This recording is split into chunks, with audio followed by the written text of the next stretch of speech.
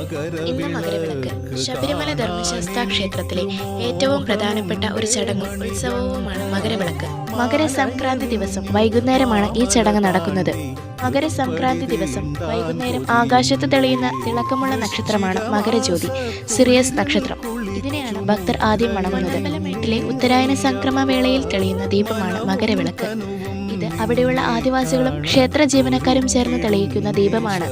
മകരവിളക്ക് ദിവസം പന്തളം കൊട്ടാരത്തിൽ നിന്നും കൊണ്ടുവരുന്ന തിരുവാഭരണങ്ങൾ അയ്യപ്പ വിഗ്രഹത്തിൽ ചാർത്തി ദീപാരാധന നടത്തുന്നു.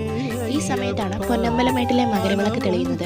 ഈ പുണ്യ നിമിഷം ദർശിക്കാൻ ലക്ഷക്കണക്കിന് ഭക്തരാണ് ശബരിമലയിൽ എത്തുന്നത്.